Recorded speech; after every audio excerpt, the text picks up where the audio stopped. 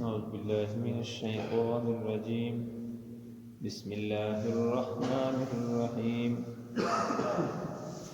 قالوا يا لوط إنا رسل ربك لن يصلوا إليك فأسر بأهلك بقطع من الليل ولا يلتفت منكم أحد إلا امرأتك إنه مصيبها ما أصابهم إن موعدهم الصبح أليس الصبح بقريب فلما جاء أمرنا جعلنا عاليها سافلها وأمطرنا عليها حجارة من سجيل منضود مسومة عند ربك وما هي من الظالمين ببعيد. قالوا يا لوط، کہنے لگی وہ فرشتے، اے لوط، انا رسل ربک، بے شک ہم بھیجے گئے ہیں تیرے رب کی طرف سے، لن یصلوا الیک، ہرگز یہ نہیں پہنچ سکیں گے تجھے، فاسر باہلک، فاسر پس آپ چل پڑے، باہلک اپنے اہل کے ساتھ، یعنی اپنا اہل لے کر، بقطع من اللیل رات کے حصے میں، ولا یلتفت منکم احد، ولا یلتفت اور کوئی بھی پھر کر مڑ کر نہ دیکھے، منکم تم میں سے، احد کوئی بھی، الا امرأتک مگر تیری بیوی، انہ مصیبہا بے شک اس کو پہنچے گی، ما اصابہم جو ان لوگوں کو پہنچے گی، ان موعدہم الصبح بے شک عذاب آنے کا وعدہ ان کے ساتھ، الصبح صبح کا وقت ہے، الیس الصبح بقریب، کیا لیس الصبح بقریب، کیا صبح قریب نہیں ہے، فلما جاء امرنا پس جب آیا ہمارا حکم عذاب کی صورت میں، جعلنا ہم نے بنا دیا، عالیہا اوپر کا حصہ، سافلہا نیچے، وَأَمْطَرْنَا اور ہم نے برسا دیے، علیہا اس پر، ان پر، حجارتن پتھر، من سجیل کنکر کے، چوکور، منضود پے در پہ، مسومتن نشان لگائے ہوئے، عند ربک تیرے رب کی طرف سے، وما ہی من الظالمین ببعید اور نہیں ہے ظالموں سے بعید، یہ کوئی بعید. قالوا یا لوط انا رسل ربک، حضرت لوط علیہ السلام کے پاس آنے والے جو فرشتوں کے واقعات تھی اور حالت تھیں وہ آپ نے سنے، اور گفتگو جو قوم کے ساتھ ہوئی. آج ان آخری آیتوں کے اندر عذاب کا تذکرہ کیا گیا ہے. حضرت لوط علیہ السلام کے پاس یہ جو فرشتے آئے ہیں، ایک روایت میں ہے کہ یہ ظہر کا وقت تھا، ایک روایت میں ہے کہ یہ عصر کا وقت تھا، پھر رات دیر تک یہ باتیں چلتی رہی.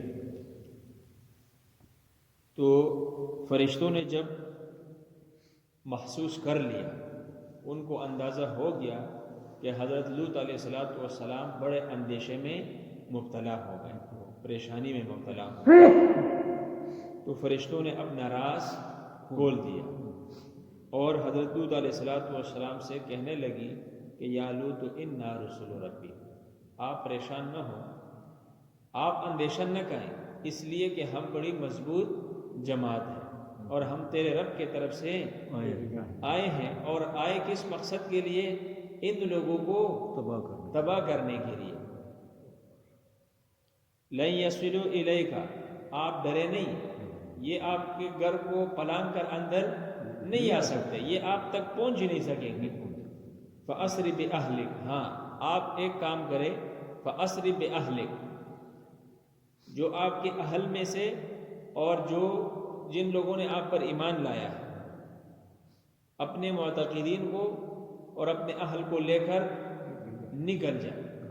رات کے آخری حصے میں آپ بقطع من اللیل آخری حصے میں نکلیں، ولا یلتفت منکم احد، اور دوسری بات کہ بھئی جب نکلنے لگے تو پیچھے مڑ کر بھی کسی نے نہیں دیکھنا، الا امرأتک سوائے تیرے بیوی کے، اس لیے کہ یہ پکا کافرہ ہے اور ان کی اپنے قوم کے ساتھ بڑی محبت ہے. تو کچھ روایتوں میں ہے کہ بھئی ان کی بیوی نہیں نکلی، وہ ادھر ہی رہی، عذاب میں مبتلا ہو گئی۔ کچھ روایتوں میں ہے کہ بھئی یہ بیوی ہونے کی وجہ سے، اہل میں سے تھی نا، تو بیوی ہونے کے ناطے یہ چھل پڑی، لیکن پیچھے جب قوم پر عذاب آیا اور بڑا دھماکہ سنائی دیا تو کسی نے مڑ کر نہیں دیکھا، اور اس کی بیوی نے راستے میں سے مڑ کر جب قوم پر آنے والا عذاب دیکھا تو اس نے افسوس کا اظہار کیا قوم پر کہ ہائے میری قوم۔ تو ادھر اس پر آسمان سے ایک پتھر آ کر لگا اور وہ ادھر ڈھیر ہو گئی، وہ ادھر مر گئی۔ تو کہا وَلَا يَلْتَفِتْ مِنْكُمْ أَحَدٌ، تم میں سے کسی نے مڑ کر پیچھے قوم کی طرف نہیں دیکھنا ہے، إِلَّا امْرَأَتَكَ، سوائے تیرے بیوی کے، إِنَّهُ مُصِيبُهَا مَا أَصَابَهُمْ، جو عذاب اب قوم کو پہنچنے والی ہے وہی عذاب تیری اس بیوی کو پہنچے گی۔ إِنَّ مَوْعِدَهُمُ الصُّبْحُ، اور رب کا وعدہ عذاب کا یہ صبح کا وقت ہے، یہ صبح کا وقت اللہ تعالیٰ ان کو عذاب میں مبتلا کرے گا۔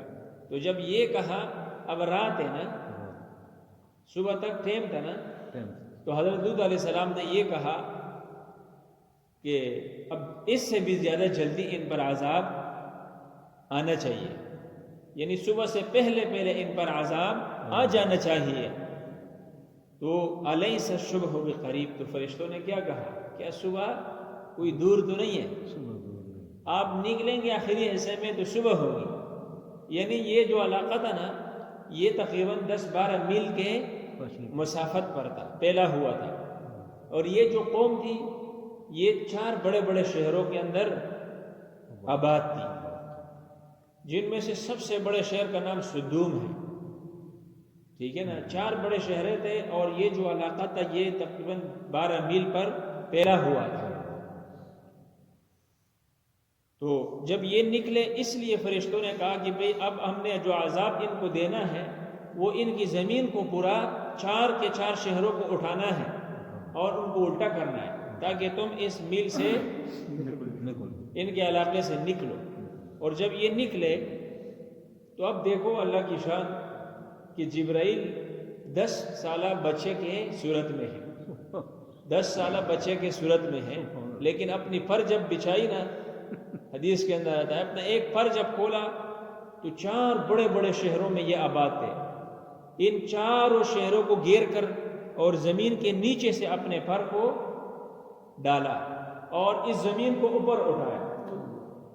اور علماء لکھتے ہیں کہ بھئی یہ زمین جب اس نے اٹھائی تو جہاں برتن پڑا تھا پانی کا بھرا ہوا، اس سے ایک قطرہ بھی نہیں گرا، لیکن جب یہ اٹھایا آسمان کے قریب کیا تو اوپر سے پرندوں کی، جانوروں کی، کتوں کی، انسانوں کی چیخوں کی آوازیں نیچے آ رہی تھی، جو چیز جہاں پڑی تھی وہی رہی۔ اس نے نیچے سے زمین کاٹ کر اس پورا 4 شہروں کو سب کے سب سمیت اٹھایا، اور جب اٹھایا اوپر سے اوندا زمین پہ پٹخ دیا، زمین پہ مار دیا۔ اللہ معاف فرمائے، دیکھو اللہ نے ایک فرشتے کو ایک پر میں اتنی طاقت رکھی ہے، پھر اللہ کی طاقت کتنی بڑی ہوگی، اللہ معاف فرمائے۔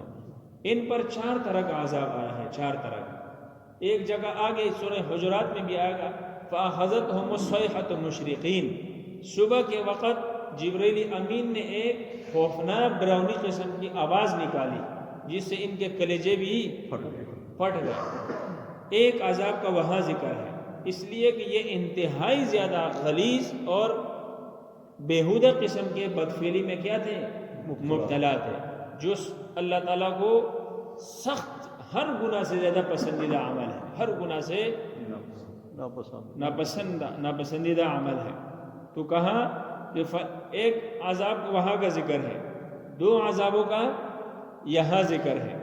فَلَمَّا جَاءَ أَمْرُنَا جَعَلْنَا عَالِيَهَا، اللہ نے فرمایا کہ میرا لوط علیہ السلام جب نکلے اپنے اہل کے ساتھ، اور میں نے جبریل امین کو حکم دے دیا کہ بھئی اب جو عذاب میں نے ان کے لکھ دیا ہے، اب وہ عذاب، اس عذاب کے اندر ان کو کیا کر دے، مبتلا کر دے۔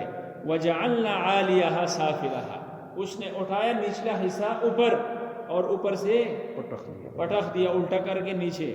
وَأَمْطَرْنَا عَلَيْهَا، یہ ایک عذاب کہ زمین اٹھائی. دوسرا عذاب وَأَمْطَرْنَا عَلَيْهَا حِجَارَةً مِّن سِجِّيلٍ مَّنْضُودٍ، پے در پہ بارش کے قطروں کی طرح ان پر اللہ نے پتھر برسائے.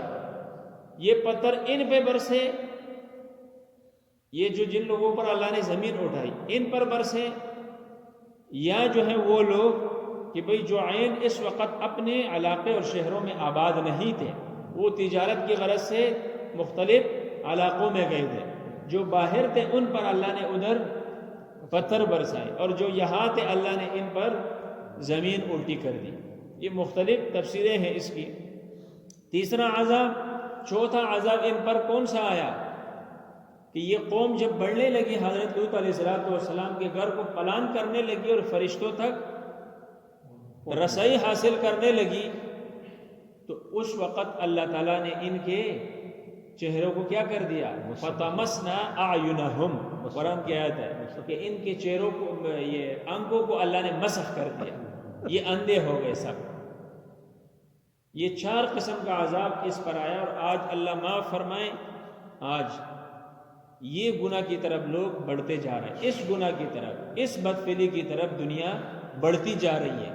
اور امام الانبیاء صلی اللہ علیہ وسلم سے جب پوچھا گیا تو اس نے کہا کہ میری امت کے آخر میں جا کر لوگ قوم لوط جیسے بدفعلی میں مبتلا ہوں گے تو ان پر قوم لوط والا عذاب مسلط کر دیں گے. اللہ ان پر بھی کیا کر دیں گے؟ ایسا عذاب عذاب نازل کر دیں گے. اور حضرت مجاہد تابعی رحمہ اللہ سے کسی نے پوچھا کہ یہ جو قوم لوط تھے، بڑی قوم تھی، ان میں سے کوئی بچا بھی ہے؟ اس نے کہا ایک آدمی بچا تھا جو تجارت کی غرض سے مکہ مکرمہ آیا، 40 دن مکہ کے حدود کے اندر رہا. یہ مکے کی اتنی بڑی فضیلت ہے، 40 دن مکے کے حدود کے اندر رہا. 41ویں دن جب وہ مکے کے حدود سے باہر نکلا تو اس کے نام کا پتھر آسمان سے آیا اور اس پر لگ کر وہ کیا ہوا؟ مر گیا، ختم ہوا. تو کیا کہا؟ مسومۃ عند ربک، ہر بندے کے نام کی کیا تھی؟ موسوم پتھر تھی. ہر بندے کے نام کی علامت لکھی ہوئی تھی اس پر، یہ فلانا بندہ ہے، اس پتھر نے فلانے بندے کے اوپر لگنا ہے، اس پر برسنا ہے. ہر بندے کی علامت اس پر موجود تھی. عند ربک، اللہ کی طرف سے. وما ہی من الظالمین ببعید. اب تنبیہ دیکھو آخری آیات میں، آخری جز میں، وما ہی من الظالمین، یہ ہی کی ضمیر اگر زمین کی طرف راجع کر دی جائے تو اللہ نے کہا کہ وما ہی من الظالمین ببعید، یہ ظالموں سے کوئی دور زمین نہیں ہے. ہی کی زمین اگر زمین کی طرف، اس لیے کہ مکے کے مشرک جب تجارت کے لیے شام کو جاتے تھے نا تو اسی علاقے سے گزر کے جاتے تھے. اللہ نے فرمایا کہ دیکھو یہ عبرت کی جگہ میں نے بنائی ہے.